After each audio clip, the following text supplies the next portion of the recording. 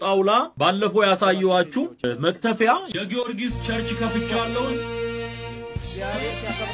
እና እንግዲህ ጉዱን የረሳችሁት እንዴ? ይሄ ሰው የአዲስ አበባ ሲገባ እጁ ላይ አበባ ሳይሆን ካቴና ነበር መደረግ ያለበት። የይቅርታ ደብዳቤ ከትዝታው ሳሙኤል ቤተሰቦች በመጨረሻም ደርሷል ማለት ነው። ሹመትም አይኖራችሁ፣ ዕውቀትም አይኖራችሁ፣ ጤናም አይኖራችሁ፣ ሀብትም አይኖራችሁ፣ ማርያም ስላለችችሁ ብቻ ደስ ሊላችሁ ይገባል። እሷ ስላለችን ይበቃናል። ጣውላ ባለፈው ያሳየዋችሁ መክተፊያ የጊዮርጊስ ቸርች ከፍቻለሁ እና እንግዲህ ጉዱን የረሳችሁት እንዴ? ይሄ ሰው የአዲስ አበባ ሲገባ እጁ ላይ አበባ ሳይሆን ካቴና ነበር መደረግ ያለበት። ጣት እንግዲህ አንድ ቪዲዮ ሳይቻችሁ ነበር ፓስተር ሲስተር አስመልክቶ ብዙዎች ተቃውሟቸውን እያቀረቡ እንደሚገኙ አሁንም ቢሆን እንግዲህ ኦርቶዶክሳውያን ይሄ ሰው መታሰር አለበት በህግ መጠየቅ አለበት የሚል ነገር እያቀረቡ ይገኛሉ። ነገር ግን የሚሆን አይመስለንም። ምክንያቱም ይሄ ሰው መጣ የተባለ ያለው ከአዲስ ንጉስ በኋላ እንደሆነ የሚታወቅ ነው። አሁን ላይ እንደመጣ እና አቡነ ሳይሮስ ከሾባን እንደመጣ የሚታወቅ ነው። ውስጥ ለውስጥ ደግሞ እነዚህዎች ይታወቃሉ የሚባል ነገርም መረጃ ይወጣ ነው የሚገኘው። እሱ የምንመለከት ነው የሚሆነው። አንድ በትዝታው በኩል የወጣ ደብዳቤ አለ። እሱ እንመለከታለን። ሁላችሁም ቪዲዮ ላይክ ማድረጋችሁን እንዳትረሱ። እንጀምር እስቲ። ታቦትን መክተፊያ ብፁዓን አበው ሊቃውንተ ጳጳሳትን ግብረ ሰዶማዊ ቅዱስ መጽሐፍትን የደዌ መጽሐፍ ቅዱሳን አባቶችንና አንስቶችን ጣዖት እያለ ቤተክርስቲያንን ሲዘልፍ የነበረው ፓስተር ትዝታው ሳሙኤል በትላንትናው ዕለት አዲስ አበባ መግባቱ ተገልጿል። ግለሰቡ ከሀገር ውጪ በነበረበት ጊዜ ሃይማኖትን ከሃይማኖት ለማጋጨት የሃይማኖትን ክብር ዝቅ በማድረግና በመዝለፍ ብዙዎችን አስከፍቷል። ቄሶች የተባላችሁ ስሙኝ። እንደኔ አሁንም ታቦት እየተሸከምክ ያለ ድንጋይ ከድንጋይ የተቀረጸ ከእንጨት የተቀረጸ አሁንም በዚህ በአንደኛው መቶ ክፍለ ዘመን ተሸክመ ምትዞር ታዲያ በዚህ ደረጃ የህዝብን ሃይማኖት ሲያንቋሽሽና ሲሳደብ የነበረ ግለሰብ መንግስትና የኢትዮጵያ ኦርቶዶክስ ተዋሕዶ ቤተክርስቲያን ምን ትላለች ሲሉ ጥያቄያቸውን ለእናት መረጃ አጋርተዋል። ትዝታ ሳሙኤል ከሰሞኑ ወደ ኢትዮጵያ መግባቱ እየተነገረ ይገኛል። ትዝታ ሳሙኤል ወደ ኢትዮጵያ በገባበት ወቅት እነበጋሻው የሳለኝን ጨምሮ የራሳቸው አካላት በርካቶቹ አቀባበል አድርገውለታል። ትዝታ ሳሙኤል ለረጅም ጊዜያት በሀገር ውስጥ እንዳልነበር የሚታወቅ ሲሆን ባለበት የውጭ ሀገር ሆነ የኢትዮጵያ ኦርቶዶክስ ተዋሕዶ ቤተክርስቲያንን በተደጋጋሚነት በመዝለፍ በመሳደብ ያልተገቡ ንግግሮችን በመናገር ስሟን ሲያጠለሽ እንደነበረ በታቦተ ሕጉ ሲሳለቅ በአባቶች ካህናት አፉን ሲከፍት እንደነበረም ይታወሳል። ከሰሞኑ ወደ ኢትዮጵያ የገባው ይህ ሰው በዝምታ ሊታይ አይገባም በማለት በርካቶች ድምጻቸውን እያሰሙ ይገኛሉ።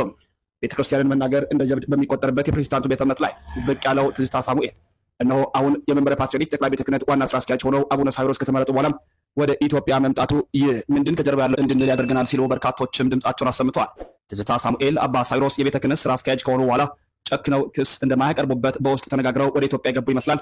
ከዓመታት በፊት በውስጥ ሆነው የታድሶ እንቅስቃሴ ሲያደርጉ ለትዝታውና በጋሻው ሽፋን ሲሰጡ ሲደግፉ የነበሩት አባ ሳይሮስ ናቸው። እንደሚታወቀው የቤተ ክህነት ሕግ ክፍል ነፍስ የለውም። ቢሆንም ግን የሕግ ክፍሉ ትንሽ በትዝታ ጉዳይ ሊንፈራገጥ ሚል ለይቶለት እንደሚሞት መቃብሩን ለማፋጠን ድንጋይ የሚጭኑበት አባ ሳይሮስ ይመስሉኛል።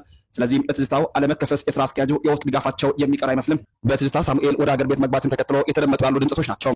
ዛሬም እስከ መጨረሻው ድረስ ተከታትለን ለእናንተ በትዝታ ሳሙኤል ጉዳይ ላይ ያሉ ነገሮችን የምናስደምጣችሁ እንደሚሆን ከወዲሁ ለመግለጽ ብንወድም መንበረ ፓትርያርክም በዚህ ጉዳይ ላይ ያሉ አባቶችም በተለይም የሕግ ክፍሉ ጉዳዩን በጥልቀትና በስፋት ይዞት እንዲመረምረው ከወዲሁ ለመግለጽ እንወዳለን። ምክንያቱም የኢትዮጵያ ኦርቶዶክስ ተዋሕዶ ቤተክርስቲያንን የሚናገሩና የሚሳደቡ እንደ ልብ የሚንቀሳቀሱባት ሀገር ኢትዮጵያ የሆነች ነውና ከወዲሁ እልባት ይሰጥበት መልእክታችን ነው። አዎ ትዝታው ሳሙኤል ለሕግ ይቅረብልን። ቅድስት ቤተክርስቲያናችንን በዘመናችን ያላየነውን በሙሉ ሲሳደብና ሲያንቋሽሽ የነበረ ዛሬ አገር ኢትዮጵያ ገብቷል። ይህ ደግሞ ቅድስት ቤተክርስቲያናችን እንደ ሕግ በሕግ ልትጠይቀው ይገባል። ታላላቅ ጠበቆች የምትባሉ ለቅድስት ቤተክርስቲያን እንቆረቆራለን የምትሉ ይህን ሰው ልክ ማስገባት አለባችሁ። አዎ ትዝታው ሳሙኤል በሕግ ሊጠይቅ ይገባዋል። አዎ አቶ ትዝታው ሳሙኤል ወንጌል ስለሰበከ ነው ያሳደዳችሁት፣ እውነታችሁን ስለገለጠ ነው ያሳደዳችሁት እንዲህ የምትሉ ሰዎች በጣም ታሳዝኑኛላችሁ። አንድም ቀን እኔስ ወንጌል ሲሰብክ ሰምቼው አላውቅም። ነገር ግን እጅግ የተከበረችውና ብዙ አማኝ ያላትን የኢትዮጵያ ኦርቶዶክስ ተዋሕዶ ቤተክርስቲያን ስርዓት አምልኮዋን፣ ቅዳሴዋን፣ አገልግሎቷን እና አገልጋዮቿን ይልቁንም ቅዱስ ሲኖዶስን፣ ብፁዓን አበው ሊቃነ ጳጳሳትን፣ ታላላቅ የወንጌል መምህራንን ሲሰድብ፣ ሲተች፣ ስም ሲያጠፋና ሲዘልፍ ነው የምናውቀው። በነገራችን ላይ ወንጌልና ወንጀልን መለየት አለባችሁ። ቅርብ ጊዜ የተናገረውን ያደረገውን ቪዲዮ እዚህ ላይ አያይዤላችኋለሁ። አቶ ትዝታው ሳሙኤል የኢትዮጵያ ኦርቶዶክስ ተዋሕዶ ቤተክርስቲያን የጌታችን የመድኃኒታችን የኢየሱስ ክርስቶስን ስጋና ደም እምትፈትትበትን ቅዱሱን መሰዊያ ቅዱሱን ታቦት ጣዖት እያለ እንዴት ሲያላግጥ እንደነበር እናውቃለን። ይህን የምትደግፉ ሰዎች ኦርቶዶክስን መጥላት፣ ኦርቶዶክስን ማሳደድ፣ ኦርቶዶክስን ማንቋሸሽ ወንጌል መስበክ አይደለም። ወንጌልና ስድብ መለየት ያስፈልጋል። ዝማሬው የጌታ ነው። እኔ አይቻለሁ አንድ ቡሽሪ የሚባል ያበደ ነብይ። የተወዳችሁ ቤተሰቦቻችን ኦርቶዶክሳውያን ይህን መረጃ ኮፒ ሊንክ ሪፖስት አድርጎልኝ ለሚመለከተው አካል ለመንበረ ፓትርያርክ ጠቅላይ ቤተ ክህነት ለሕግ ክፍሉ እንዲደርስልኝ ማለት ነው። ትዝታ ሳሙኤል ወደ ኢትዮጵያ ገብቷል። እንኳን ደህና መጣ። በቅድሚያ ዋናው ጉዳይ የትዝታ ሳሙኤል ወደ ኢትዮጵያ መግባት እንዳለ ሆኖ በተደጋጋሚነት እናት ቤተክርስቲያንን ኦርቶዶክሳዊት ተዋሕዶ ቤተክርስቲያናችንን በሚከባብዱ ቃላት በታቦተ ሕጉ በአባቶቻችን በእመቤታችን በቅድስት ድንግል ማርያም በጻድቃን ላይ በምእመናን ላይ በሊቃነ ጳጳሳት ላይ በአጠቃላይ ምእመናን ላይ ኦርቶዶክሳዊት ተዋሕዶ ቤተክርስቲያንን ሲዘልፍ ሲሳደብ የነበረ ሰው ነው። መረጃዎችን በተደጋጋሚነት ለእናንተም ስናቀርብ ነበረ። አሁን እንግዲህ ገብቷል። መረጃዎቹ በቂ ሆነው አሉ። የሕግ ክፍል ላይ የምትሰሩ ኦርቶዶክሳውያን በዚህ ጉዳይ ላይ በጣም ሐሳብ ብትሰጡ የተሻለ ነው። ስለዚህ ይህ ሰው ከገባ አይቀር እስከዛሬ ቤተክርስቲያን ላይ ላደረገው ነገር ይጠየቅ የሚል መልእክት አለኝ።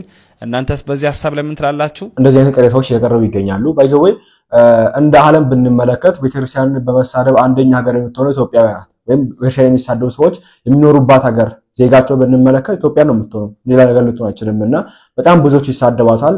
እንግዲህ ቤተክርስቲያን ውስጥ ያሉ የሕግ አካላትም ምንም ሲናገሩ አንመለከታቸውም። መንግስት በራሱ ደግሞ ምንም ሳይናገር ወጥቶ ማድረግ ያለበትን ነገር ወደ ኋላ ሲመለስና ሽህ እንመለከታለን። ቤተክርስቲያን ውስጥ ያሉ መናፍቃን ደግሞ አሉ። እነሱም ደግፈው ወደዚያ ጥቃት ላይ ሲያጋልጡ እንመለከታለንና በጣም ያሳዝን ነገር ነው። እስቲ ፓስተር ዝታው እንግዲህ ያው ሃይማኖት ትክክል እንዳልሆነ በዚህ መሰረት እንደሚሳደብ በሻይ እንደሚነቅፍና እነዚህ ነገሮችን እንደሚያደርግ የሆነ ሰዓት የወጣ ደብዳቤ ነበረ። አይተን እንመለስ። የይቅርታ ደብዳቤ ከትዝታው ሳሙኤል ቤተሰቦች በመጨረሻም ደርሷል ማለት ነው። እሱ ባይሆንም ቤተሰቦቹ በሱ ድርጊት አፍረው የይቅርታ ደብዳቤያቸውን አቅርበዋል ወይንም አስገብተዋል። ሙሉ ደብዳቤው በፎቶ ተልኮልኛል። ይኸውና ከላይ አስቀምጬላችኋለሁ። የሚታያችሁ ከሆነ ለማይታያችሁ ደግሞ እኔ አነብላችኋለሁ ማለት ነው። በስመ አብ ወወልድ ወመንፈስ ቅዱስ አሐዱ አምላክ አሜን። በቅድሚያ የማክበር ሰላምታችንን እያቀረብን አስከትለን ትዝታው ሳሙኤልን አስመልክቶ የምናቀርበውን የይቅርታ ደብዳቤ ለኦርቶዶክስ ተዋሕዶ እምነትና ለመላው የእምነቱ ተከታዮች በሙሉ ይድረስልን ይላል። ከላይ በርዕሱ ለመግለጽ እንደሞከርነው እኛ የትዝታው ሳሙኤል ቤተሰቦች ስንሆን ልጃችን በኦርቶዶክስ ተዋሕዶ እምነትና የእምነቱ ተከታዮች ላይ በተለያዩ አጋጣሚዎች የስድብ ናዳ እያወረደ እንደሆነ ሁላችንም የምናውቀው ጉዳይ ነው። ነገር ግን ከዚህ ድርጊቱ ጋር በተገናኘ እኛ ቤተሰቦቹ ከድርጊቱ እንዲቆጠብ በተለያዩ አጋጣሚዎች በምክርና በተግሳጽ ብንሞክርም ሊመለስ ይቅርና ጭራሽ እየባሰበት መሆኑንና እንደማይተው ስናረጋግጥ እኛ ከደሙ ንጹህ መሆናችንን እንድትረዱ ስንል ይህንን የይቅርታ ደብዳቤ ልንጽፍላችሁ ተገደናል ይላል። በአንድ አጋጣሚ ትዝታውን ስሙን መጥቀስ በማንፈልገው ገዳም ያጋጠመውን እኛ ቤተሰቦቹና እሱ የሚያውቀውን አጋጣሚ ልንነግራችሁ እንወዳለን። እናም በገዳሙ ድንገት ሳይታሰብ ትዝታው ላይ የሰፈረው መንፈስ መለፍለፍ ይጀምራል። እናም መንፈሱ ከትዝታው አካላት መካከል ምላሱ ላይ እንዳረፈ ለፍልፏል። ስለዚህ ከትዝታው የሚወጡ አጸያፊ ቃላት በሙሉ ምላሱ ላይ ተቀምጦ ከሚጫወትበት መንፈስ ወይንም ዲያብሎስ እንደሆነ እንድትረዱና ብትችሉ በጸሎት እንድታስቡት በታላቅ ትህትና እንጠይቃለን። በመጨረሻም ቤተሰቦቹ ነንና በሱ ምክንያት ለደረሰባችሁ ዘለፋም ሆነ ስድብ የመላውን የኦርቶዶክስ እምነት ተከታዮችን በሙሉ ይቅርታ ልንጠይቅ እንወዳለን። ከሰላምታ ጋር ከቤተሰቦቹ ይላል። እንግዲህ አስቀድሜ እንዳነበብኩላችሁ ቤተሰቦቹ በዚህ መልክ ይቅርታ ጠይቀዋል ማለት ነው። እናም እንደሰማችሁት መጥቀስ በማይፈልጉት ገዳም ለፍልፎ እንደነበርና ያ መንፈስ ምላሱ ላይ እንዳለ በምላሱ ላይ እንዳረፈ ተናግረዋል። ስለዚህ ማን እንደዚህ እየተሳደበ እያንቋሸሸ እንደሆነ ለሁላችንም ግልጽ ነው ማለት ነውና ወንድማችን እጅግ በጣም የሚያሳዝን በሽታ ውስጥ ነው ያለው። በመንፈስ ወይንም በሰይጣን እየተሰቃየ እንደሆነ ነው ከደብዳቤው መረዳት የሚቻለውና ስለዚህ እንደ ክርስቲያን የቤተሰቦቹን የይቅርታ ደብዳቤ ተቀብለን እንደ ተማጽኗቸው እንደ ልመናቸው ለልጃችን ጸልዩለት እንዳሉት እኛም ልንጸልይለት ነው የሚገባው ማለት ነው። ምክንያቱም እንደሰማችሁት ማን እየተጫወተበት እንዳለ እንግዲህ ተናግረዋል። እግዚአብሔር ይርዳው፣ እኛም በጸሎት ከጎኑ እንሆናለን ማለት ነው። ይህንን ቪዲዮ ሼር በማድረግ ባካችሁ ማድረሳችሁን እንዳትርሱ። አመሰግናለሁ። እንግዲህ ዲዛይን ደብዳቤ ከዚህ ወጥቶ ነበር ሳይቻችሁ ነበር። አሁንም እንግዲህ ከጠቀመን ያክል ብዬ ነውና ሰይጣንም ያዘው ምንም ያዘው ሰይጣን ከያዘው እንግዲህ አስሮ ወደ ጸበል መውሰድ ነው የሚበጀዋ። ስለዚህ ያዘና ወይም በመንግስት ጠይቆ ወደ ጸበል ቢሄድ አይሻለውም? አሁንም ሰይጣን ሳይ የተባለ የሳደበ ከሚኖር ማለት ነው ምክንያት ስለማያደርግ ሰው ቤተሰቦቹን እዚያ ነገር አቅርበው ነበር የሆነ ሳለ ትዝ ካላችሁ። አሁን እንግዲህ ወንድማችን ወደ ሀገር ገብቷል። ወይ ጸበል ትሄዳለህ ወይ ደግሞ ወደ እስር ቤት ብትገባ መልካም ነው ብለን እናስባለን። ከዚህ ውጭ ምን ነገር የለም። እንደፈለክ የሳደብክ እንደፈለክ ቤተክርስቲያን ላይ አፍህን እየከፈት ቤተክርስቲያን ከምታንቋሽሽ የሚሻል ጸበል ብትገባ አሪፍ ነው ብዬ አስባለሁ። የቤዛ ከሚወጣልህ ከሆነ ይወጣል ብዬ ስለማመን ማለት ነው። እና እስቲ እናንተ በዚህ ጉዳይ እናንተን አሳስቀምጡበት። ቅድም እንዳልኳችሁ ቤተክርስቲያን በማሳደብ በማንቋሸሽ ቤተክርስቲያን ያወጡ ሰለ በመቀለድ እንደ ኢትዮጵያ አሁን ላይ የምትገኝ ነገር የለችምና ሰው በእግዚአብሔር ፊት ጃንጥላ አቅርቦ ሞገስን ሊያገኝ አይችልም። ምክንያቱም እሱ ፀሐይ አይመታውም፣ ዝናብ አይነካውም። እዚህ ሆነ ዕጣን ብታጨስለት ያጨስከው ዕጣን እንኳን አይደለም ሰማይ ሊደርስ ካንተ ቤት ጣራ አልፎ አይሄድም። አሁን ሰው ለምንድነው ስራ ቢሰራው ተራራ የሚወጣው ለምንድነው? ቁልቁለት የሚወርደው ለምንድነው?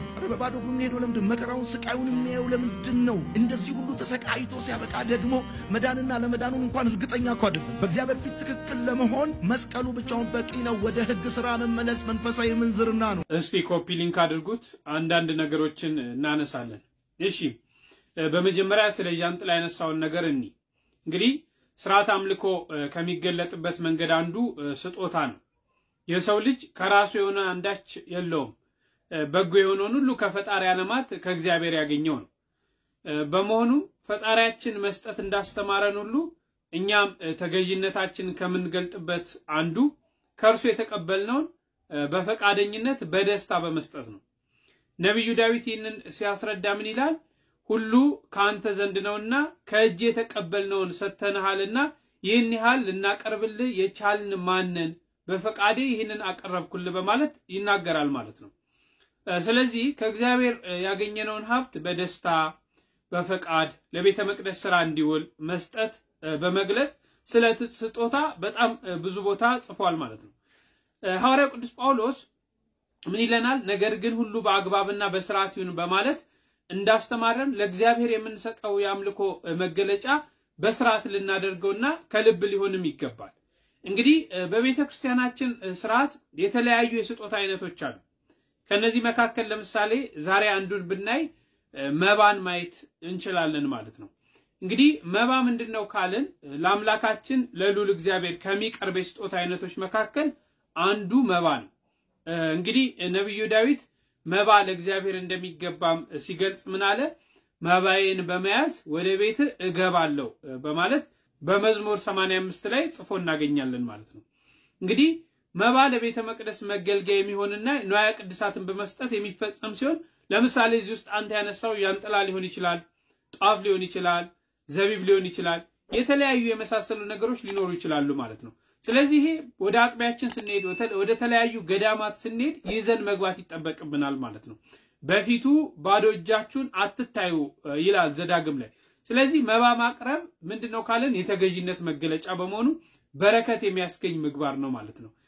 እንደውም እኮ በቤተልሔም የተገኙ ሰብአ ሰገል እጅ መንሻ ይዘው ገብተዋል አይደል? ይሄንን አብነት ማድረግ እንችላለን ማለት ነው። ስለዚህ በቤተ ክርስቲያን በጸሎት ጊዜ በካህኑ በሚደርሰው ጸሎት ላይ መባ ያገቡ ሰዎች መባቸውን ተቀበል የሚል ቡራኬ መንፈሳዊ ጸጋ ተሳታፊ ያደርጋል ማለት ነው። ስለዚህ ጃንጥላ ይዘን ወደ ቤተ መቅደሱ ስንሄድ ለአገልግሎቱ በቤተ መቅደስ ውስጥ ለሚደረገው አገልግሎት ማከናወኛ ይሆናል እንጂ እግዚአብሔር ፀሐይ ስለሚመታው ወይም ስለበረደው አይደለም ይሄንን የምናደርገው።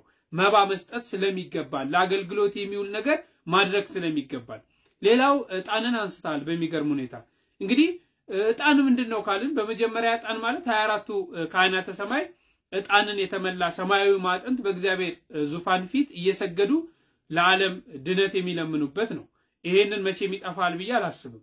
በቤተ ክርስቲያንም ካህናት መንፈቀ ሌሊት ላይ በነግ ጊዜ በቅዳሴ ጊዜ በየማዕዘኑ ዕጣን ያጥናሉ። ቅዳሴውንና ጸሎቱን ልመናውን ወደ እግዚአብሔር ምን ያደርጉበታል? በዕጣኑ ያሳርጉበታል ማለት ነው። ስለዚህ ዕጣን ምንድነው ካልን የምስጋናና የእርገት ጸሎት ምሳሌ ነው ማለት ነው። ከጸሎታችን ጋራ ወደ እግዚአብሔር ፊት ይወጣል ማለት ነው። የዕጣኑም ጢስ ከቅዱሳን ጸሎት ጋራ ከመላኩ እጅ በእግዚአብሔር ፊት ወጣ ተብሎ በራእይ 8:4 ላይ ተጽፎ እናገኛለን ማለት ነው። ነብዩ ዳዊትም ስለ ዕጣን እንዲህ ብሏል። አቤቱ ጸሎቴን በፊት እንደ ዕጣን ተቀበልልኝ፣ እጅ መንሳቴንም እንደ ሰርክ መስዋዕት ትሁን በማለት ስለ ዕጣን አስፈላጊነት እጅግ ዕጣን በጸሎት በሚደረግበት ጊዜ ዕጣን ያን ጸሎት እንደሚያሳርጎ እንመለከታለን ማለት ነው። ስለዚህ ጌታችን ሲወለድም ሰብአ ሰገል ከገበሩት ውስጥ አንዱ ዕጣን እንደሆነ ልናስተውል ያስፈልጋል ማለት ነው። ስለዚህ ዕጣን ጸሎት ማሳረጊያ ስለሆነ እጅግ አስፈላጊ ነገር ስለሆነ በቤተ መቅደሳችን እንገለገልበታለን። ሌላው ስለ ድካም፣ ስለ ስራ፣ ስለ ተለያየ ነገር ያወራው እኛ ኦርቶዶክሳውያን በእምነት ብቻ ድነናል ወይም ደግሞ በእምነት ብቻ ጸድቀናል የሚል አስተምሮም የለንም። መልካም ስራ ሊኖረን እንደሚገባ እናምናለን። መውጣት መውረዳችንም ለዚህ ነው። በየገዳማቱ መጓዛችን ደግሞ የቦታውን ቃል ኪዳን ለመቀበል እንደሆነ በእጅጉ እናምናለን ማለት ነው። ስለዚህ ሰው በእምነት ብቻ ድኗል የሚል እንዲህ አይነት ብቻ የሚል ትምህርት እንደሌለንም ልትረዳና ልትገነዘብ ያስፈልጋል ብዬ አስባለሁ። ወንድማችን ቃሉን ያሰማን ጸጋውን ያብዛልን። እንደዚህ አይነት ነገሮችም ስላሉ ቤተክርስቲያን ይሄን ነገር አጠንክራ በተሄደበት እንደዚህ አፋቸውን የሚከፍቱ ሰዎች ዝም የሚሉ ይመስለኛል። እስቲ አንድ አስተማሪ ቤተን እንመለስ። ጌታ ኢየሱስ ይወድሻል። ይወድሻል ስልሽ የምር ይወድሻል። እንዴት አይወደኝም? ልጁ አይደለም እንደ ካላና ካላባት እቅፍ ድግፍ አድርጎ ያሳደገኝ ከነናቱ ክብሩ ይስፋ። እንዴት አይወደኝም? አሁን ኢየሱስ ጌታ ነው ትያለሽ? ሲሪየስሊ ኦፍ ኮርስ ጌታ ነው። ጌታ ስለሆነ አይደል እንደ መስቀሉ ማተቤ ላይ ማተቤን አስሬ የሚሄድ ማተቡ የኢየሱስ ከሆነ ሪል የኢየሱስ ለኔ ብሎ በቀራንዮ ላይ ደሙን ያፈሰሰ እኮ የኢየሱስ ማርያም ዲስላም የምስክሩን መስቀል አንገቴ ላይ ማተቤን አስሬ ሮጣል ይሄዳለሁ። ይሄ መስቀል በነገራችን ላይ አንገቴ ላይ ጋይስ 10 ምናምን አመት ሆኖ 10 ምናምን አመት እኮ የኢየሱስ ከሆነ ኢየሱስን ለመጥራት ለምን ትፈሪያለሽ? ያረክሽ የምርም የኢየሱስ ነው። እስቲ ኢየሱስ በያ እንደ ኢየሱስ ክርስቶስ የድንግል ማርያም ልጅ አልኩክ እኮ ከዚህ በላይ ነው። በስቲ እንደ ኦፍ ኮርስ ለኔ ንጉሴ ነው። በይ ካፍሽ አውጥተሽ በይ እያልኩ እኮ ነው ሆዴ። አንተ ስሜታዊ አንዳንድ ብዙ ፕሮቴስታንቶች ከክርስቲያኖች የሚፈልጉት በነገራችን ላይ ይሄ ነው። ክርስቲያኖች በልባቸው ያለውን እምነት ትተው በአንደበታቸው ብቻ ስሙን እንዲጠሩ ማድረግ አላማቸውን በነገራችን ላይ እሱ ነው። ሰዎች ከልባቸው ክርስቶስ ኢየሱስን አውጥተው አንደበታቸው ላይ ብቻ እንዲያስቀምጡ ማለት ነው። ልክ ጌታችን ኢየሱስ ክርስቶስ እንደተናገረው ይህ ሕዝብ በከንፈሩ ያከብረኛል ልቡ ግን ከኔ የራቀ ነው እንደሚል ልባቸው ከክርስቶስ ኢየሱስ ፍጹም ርቆ በከንፈር ላይ ብቻ ቁጭ ያለላቸው ሰዎች አሉ። እኛም እንደዛ እንድናደርግ የሚፈልጉ ማለት ነው። ልክ አሁን እዚህ ላይ እንዳደመጣችሁት ይህች እህታችን በጣም በተደጋጋሚ ጌታ ኢየሱስ ክርስቶስን እየጠራች ጌትነቱን እየመሰከረች ነው። ግን የወንድማችን የሚፈልገው ታዩ ልቧ ውስጥ ያለውን እምነት አልፈለገውም። አንደበቷ ላይ ብቻ እንድታስቀምጥ ነው የሚፈልገው። ተመክታችሁታል አይደል? ደጋግማ ስሙን እየጠራች ስሙን ለመጥራት ለምን ትፈሪያለሽ ይላታል። ደጋግማ ጌትነትና ንጉስነቱን እየመሰከረች አይ እኔ ምልሽም በይ ይላታል ማለት ነውና በጣም ነው የሚያሳዝነው። ይህ በነገራችን ላይ የልብ መታወር ነው። ይሄ በጣም እጅግ በጣም የልብ መታወርን የሚያሳይ ነገር ነው። ክርስቲያኖች የኢየሱስ ክርስቶስ ጌትነት ለእኛ በአንደበት ላይ ያለ መፈክር አይደለም። በአንደበታችን የምንፈክርበትም ቃል አይደለም። የኢየሱስ ክርስቶስ ጌትነት የኢየሱስ ክርስቶስ ጌትነት የሚኖር ህይወት ነው። በጌትነቱ እየተገዛን ሁልጊዜም ጌታችን ሆይ እያልን የምንጠራው በዕለት ተዕለት ጸሎታችን የምንጠራው አምልኳችን ነው። የኢየሱስ ክርስቶስ ጌትነት ሁልጊዜም በጸሎታችን የምንጠራው ምናችን ነው? አምልኳችን ነው። ምናችን ነው? ህይወታችን ነው። ህይወታችን ነው ማለት ምን ማለት ነው? ጌታ ነው ብቻ አይደለም፣ ለጌትነቱ እንገዛለታለን። እነዚህ ሰዎች ጌታ ነው ይላሉ፣ ለጌትነቱ ግን አይገዙም። ኢየሱስ ጌታ ነው ይላሉ፣ የኢየሱስን ትምህርት ግን አይቀበሉትም። ኢየሱስ ጌታ ነው እያልክ የኢየሱስን ትምህርት የማትቀበል ከሆነ ለጌትነቱ እየተገዛ አይደለም። ክርስቲያኖች ግን ኢየሱስ ክርስቶስ ጌትነቱን ስለሚያምኑ ይኖሩታል፣ ቃሉን ይጠብቃሉ፣ ትምህርቱን ይይዛሉ። የኢየሱስ ክርስቶስ ጌትነት በህይወት የሚኖር በአምልኮ የሚገለጥ እውነት እንጂ የመፈክር ያንደበት ቃል ብቻ አይደለም። ሰላም ክርስቶስ ይብዛላችሁ። እንግዲህ በሀገራችን ኢትዮጵያ ብዙ ሃይማኖቶች አሉ። እንደሚታወቀው ትላልቅ የምንላቸው 4 ሃይማኖቶች አሉ። ኦርቶዶክስ፣ ካቶሊክ፣ እስልምናና ፕሮቴስታንቲዝም ማለት ነው። እነዚህን ምን የሚያክል ህዝብ አላቸው? ቤተክርስቲያን ስትሰደብ ምን የሚያክል ህዝብ አክፋ ምን የሚያክል ምእመን በውስጧ ይዛ ነው የሰደበች ያለችው የሚለውን ነገር አይተን እንመለስ። በኢትዮጵያ ውስጥ በርካታ ተከታይ ያላቸው 4 ዋና ዋና ሃይማኖቶች በአራተኛ ደረጃ ላይ የምናገኘው የኢትዮጵያ ካቶሊካዊ ቤተክርስቲያን ነች። ካቶሊዝም እንግዲህ ወደ ኢትዮጵያ ውስጥ የገባው በ16ኛው መቶ ክፍለ ዘመን በአጼ ሲኖዶስ ዘመነ መንግስት በካቶሊክ ሚሽነሪዎች እንደሆነ ይነገራል። እንግዲህ በሰዓቱ የኢትዮጵያ ኦፊሻላዊ ሪሊጅን ወይም ደግሞ ብሔራዊ ሃይማኖትም ለመሆን ችሎ ነበር። ናይብዳይስ በአሁኑ ሰዓት ከ700 ሺህ እስከ 1 ሚሊዮን የሚደርሱ ተከታዮች ያሉትም ሃይማኖት ነው። ስርዓቱን ስናይ እንግዲህ ውስጡ ላይ የተለያዩ ካህናቶች አሉ፣ ዲያቆናቶች አሉ፣ የቅዳሴ ስርዓት አላቸው። የቅዳሴ ስርዓታቸው ልክ እንደ ኦርቶዶክሶች በግዕዝ ነው የሚቀደሰው ማለት ነው። ዝማሬያቸውን ስንመጣ ግን ከፕሮቴስታንት ጋራ በጣም ተመሳሳይነት ያለ የዝማሬ ስርዓት ነው ያላቸው። የበላይ ጠባቂ ያላቸው፣ የበላይ ጠባቂ ማለት በኢትዮጵያ ውስጥ የሚኖሩ ወይም የኢትዮጵያ ካቶሊካዊ ቤተክርስቲያን የበላይ ጠባቂ ያላቸው ካርዲናል የሚባል ማዕረግ ማለት ነው። በአሁኑ ሰዓት ካርዲናል ብርሃነ ኢየሱስ ደምረው ሱራፌል ተብለው የሚጠሩ የበላይ ጠባቂ ካርዲናል አሉ ማለት ነው። በሶስተኛ ደረጃ የምናገኘው ደግሞ ፕሮቴስታንቲዝም ነው ወይም ደግሞ የኢትዮጵያ ወንጌል አማኞች ቤተክርስቲያን። በዋናነት እንግዲህ የኢትዮጵያ ወንጌል አማኞች ቤተክርስቲያን ብዙ ዶሚኔሽኖች አሉት በውስጡ። መካነ ኢየሱስ እና ቃለ ሕይወት የሚባለው በተለይ ከፍተኛውን ድርሻ ይወስዳል። በስሩ ግን አሁንም ሌሎች ዶሚኔሽኖች ወይም ክፍፍሎች ይኖራሉ። ሜጀር ተብለው የተጠቀሱት ግን በኢትዮጵያ ወንጌላዊት ቤተክርስቲያን ውስጥ የመካነ ኢየሱስ እና ቃለ ሕይወት ቤተክርስቲያን ሰፊውን ድርሻ ይወስዳሉ ማለት ነው። በአሁኑ ሰዓት እንግዲህ እስከ 10 ሚሊዮን የሚደርሰው የኢትዮጵያ ሕዝብ የፕሮቴስታንት እምነት ተከታይ እንደሆነ ይነገርለታል። በዋናነት እንግዲህ ደቡባዊ የኢትዮጵያ ክፍል የፕሮቴስታንት እምነት ተከታይ ነው። ስርዓቱ ላይ ስንመጣ እንግዲህ የበላይ ጠባቂ የሚባል የለም። ልክ ቅድም ላይ የካቶሊክ የበላይ ካርዲናል እንዳለው ሁሉ ፕሮቴስታንቱ ላይ የበላይ የለም። ከዛ ይልቅ ካውንስል አላቸው። የኢትዮጵያ ወንጌል አማኞች ካውንስል የሚባል በዛ እምነት ጥላ ውስጥ ያሉ ሰዎች የሆነ ስርዓት ሲስቱ ወይም ደግሞ ስህተት የሆነ አስተምሮ ሲያስተምሩ የሚገስጽ የሚቆጣ ወይም የሚቆጣጠር የኢትዮጵያ ወንጌል አማኞች ካውንስል የሚባል ካውንስል አላቸው ማለት ነው እንጂ የበላይ ጠባቂ ልክ እንደ ኦርቶዶክሶች እና እንደ ካቶሊክ የበላይ እንትን የሚባል ነገር የለም ማለት ነው። የዝማሬ ስርዓት አላቸው። የዝማሬ ስርዓታቸው እንግዲህ ይህ ነው፣ ታውቁታላችሁ። የራሳቸው የሆነ ዝማሬ ስርዓት አላቸው። በዋናነት እንግዲህ በኢትዮጵያ ውስጥ በዚህ ሰዓት በሶስተኛ ደረጃ የምናገኘው ብዙ ተከታይ ያሉት ሃይማኖት ሆኖ እናገኘዋለን ማለት ነው። በሁለተኛ ደረጃ የምናገኘው ደግሞ እስልምና ነው።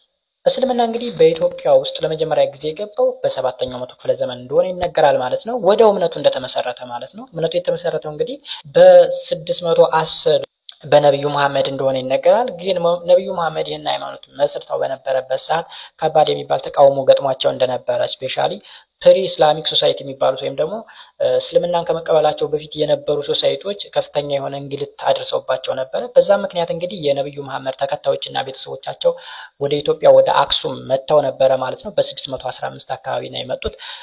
ለ15 ዓመታት ያክል በሰላም ተቆዩ በኋላ ተመልሰው ወደ ሀገራቸው ሊሄዱ ይችላሉ። ይሄ እንግዲህ the first ሂጅራ ተብሎም ይነገራል። የመጀመሪያው ሙቭመንት ወይም ሂጅራ እየተባለ ይጠቀሳል ማለት ነው። ከዛ ጊዜ ጀምሮ እንግዲህ እስልምናና ኢትዮጵያ ይተዋወቃሉ ማለት ነው። በዋናነት በኢትዮጵያ ውስጥ እንግዲህ ምስራቁ የኢትዮጵያ ክፍል ወይም ለአረቡ ክፍል ቅርብ የሆነው እንደ ሐረር፣ አፋር፣ ሶማሌ ከ80 እስከ 90% የሚደርሰው ፖፑሌሽን የእስልምና እምነት ተከታይ ነው። ወደ መሀሉ ስንገባ እንግዲህ ኦሮሚያ ውስጥ ለምሳሌ 60% የሚደርሰው ህዝብ የእስልምና እምነት ተከታይ እንደሆነ ይነገራል ማለት ነው። እስልምና ወደ ሌሎች ዓለሞች እንግዲህ ጂሃድ በሚባል ኢስላሚክ ሆሊ ዋር ወይም ደግሞ የእስልምና ቅዱስ ጦር በሚሉት እንደተስፋፋ ይነገራል። ወደ ኢትዮጵያ ግን በትሬድ እና እጅግ በጣም ሰላማዊ በሆነ ወይ ወደ ኢትዮጵያ እንደመጣ በዋናነት በንግድ እንደመጣ ይነገራል ማለት ነው።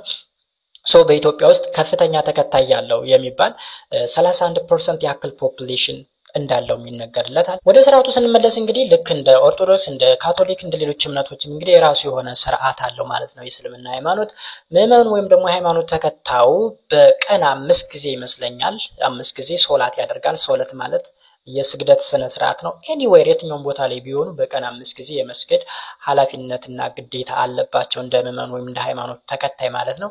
ከዛ በተጨማሪ ደግሞ መስጊድ ውስጥ የሃይማኖቱ መሪዎች ደግሞ ኢማሞች ይባላሉ። ኢማሞችም አሁን ሃይማኖታዊ ስርዓቶችን ያካሂዳሉ፣ ሶላቶችን ይመራሉ ምናምን ነገር ብዙ ስርዓቶች አሏቸው ማለት ነው። በውስጥ የበላይ ጠባቂ ስናይ እንግዲህ የኢትዮጵያ እስልምና ጉዳዮች ጠቅላይ ምክር ቤት የሚባል ነገር አለ። የሱ የበላይ ኃላፊ ወይም ደግሞ የፕሬዝዳንት አለ።